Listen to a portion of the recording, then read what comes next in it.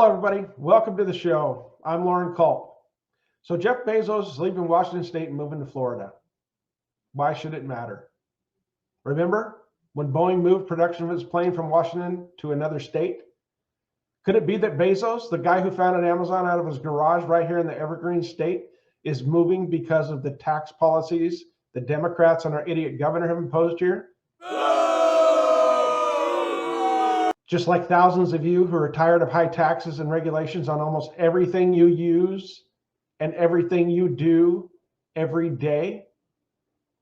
I'm going to show you a clip of what Jay Inslee and I said in the governor's debate in 2020, and I'm going to show you just how big of a tax burden they want to impose on the founder of Amazon so you can see for yourself. You already know the tax burden they have dumped on us, real working hard Americans who just want to work hard, raise our families, and at some point, maybe retire, but that's getting harder and harder to do. Check this out. I think you'll like it. Roll the intro.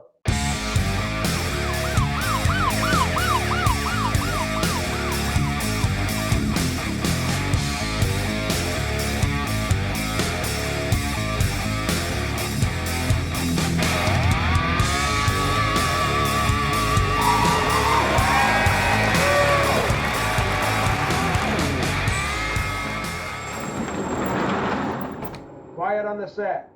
It's go time. Now, moving to another state is a big deal. And taxes might not be the only reason someone moves, but if you're facing billions of dollars in taxes in one state and none in another, billions of dollars is a big incentive to get out of Dodge, right? Feeding your family and providing a roof over their heads. It's an even bigger one. Individual freedom and liberty is another. I know personally many families who have moved from this state to a more free state. For me personally, that's not the answer. This is a state I was born in. This is a state where I grew up in. This is a state where I raised my family and where they are now raising theirs. I will stay and fight for as long as I can, and I hope that you will too. But if you decide to leave, I don't blame you one bit. Now let's get back to the subject. The Washington State budget has doubled under Jay Inslee's so-called leadership, but that isn't enough. Just like always, they want more. The state recently enacted a 7% capital gains tax on the sale of financial assets. Prior to this law taking effect, Jeff Bezos sold over $8.8 billion worth of Amazon stock. If he would have waited until the law took effect, the state would have raked in close to $1 billion in taxes from this one alone. For what? What did the state do to earn that kind of money? What does the state do to earn damn near $1 for every gallon of gas you pump into your car to get yourself to work and your family to school? Back in 2021, the state held a public hearing on the proposed wealth tax. Democrat Senator Noel Frame made the comment about people leaving because of taxes. He said, quote, "It's a really pessimistic view of the world to just assume some would leave. These folks who have been deeply invested in our community," unquote. Deeply invested, yes, but not prisoners. Capital is fluid and money flows where it's best for growth. People go where they feel the freest. That's been this way since humans were put on this earth. Now, don't get me wrong. I'm not shedding a tear for Jeff Bezos. He isn't wondering where his family's next meal is coming from or how he's going to pay for his mortgage or even where he's going to get the money to fill up his gas tank. I'm more concerned because of every Jeff Bezos out there. There are thousands of ordinary, everyday, working hard, playing hard Americans, thousands of small business owners who this state has pummeled into oblivion, and many are or have already left this state. I said it when I ran my own business for over 20 years. I said it in the 2020 debates, and I'll say it again here, right now. Washington State is not a business-friendly state. It's not a family-friendly state. Check out this clip of Jay Inslee and I debating this very subject in 2020. After you watch it, let me know what your thoughts are in the comments, and don't forget to subscribe and hit the bell for notifications of upcoming videos. Also, don't forget to support Semi Bird for governor. We need a career American Olympia to turn this crap around. We don't need any more career politicians. Here's that clip of 2020. Enjoy, you guys. Thanks for joining me. I want to talk about Boeing and Governor Inslee. We are going to start with you on this question. You have said that Boeing threatened you, mugged you, to get the largest tax break for a corporation in Washington state history. You personally called for a special session years ago to get $8.7 billion in tax incentives in exchange for the production of the 77X line.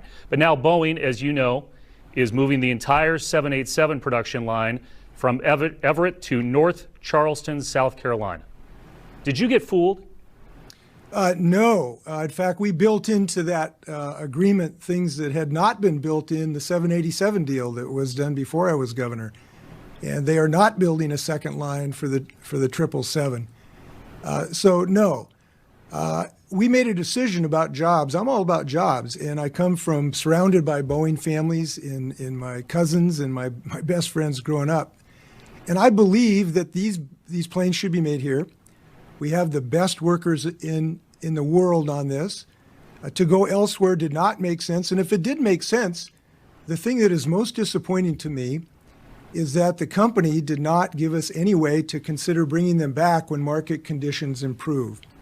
Look, I can read. I know that the market has been down for airplanes, but this market is going to come back. And when it comes back, the Boeing company needs to treat taxpayers fairly. So we need to look at their tax breaks, to act in a responsible way so that they have an incentive to bring these jobs back and make sure the next airplane is made here as well. I believe that should happen, both because it's the best place to make airplanes, according to the Teal Group, and it's a fair treatment of Washington citizens, and I think we should ask for that. Loren Culp, you've talked about your construction and Western Washington ties. You also know that a lot of these jobs tied to Boeing are in King, Pierce, and Snohomish counties. You are from the east side of the state. What would you do to keep those jobs in Western Washington? Okay, well, as far as being from the eastern side of the state, I lived most of my life actually on the western side. Jay Inslee is also from the east side.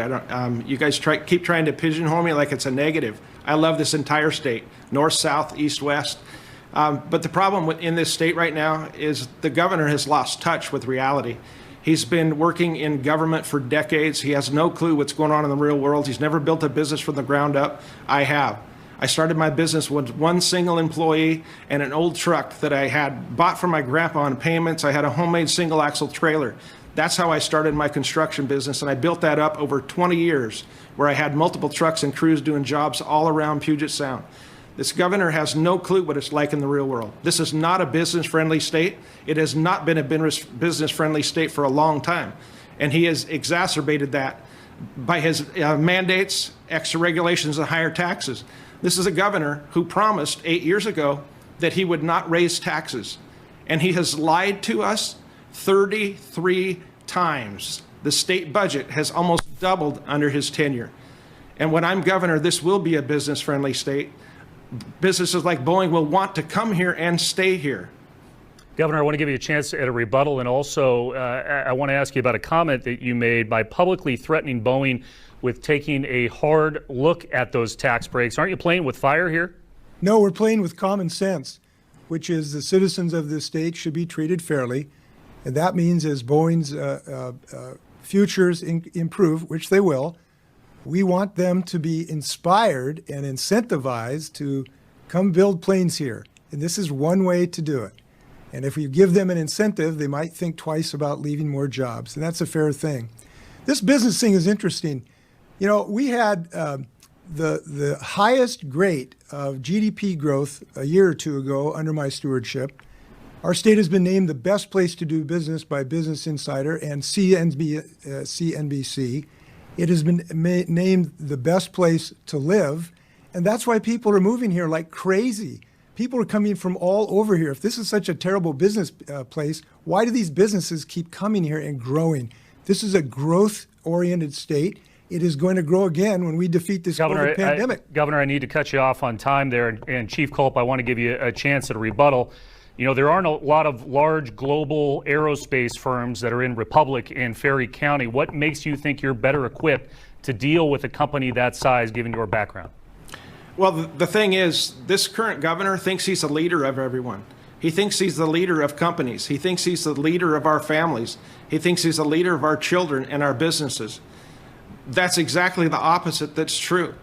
The governor is not the leader of the citizens' lives or their businesses or their families. The governor's job is to run the executive branch of the state government and keep it within the confines of the Constitution, which is the rule of law. He raised his right hand and swore an oath that I will uphold and defend the Constitution of the state of Washington. And he's failing. Article 1, Section 7 says that no citizen shall be disturbed in their private affairs. I think we've been disturbed in our private affairs quite a bit by this governor. So good. Please subscribe to my channel and hit the bell to be notified when I post future videos.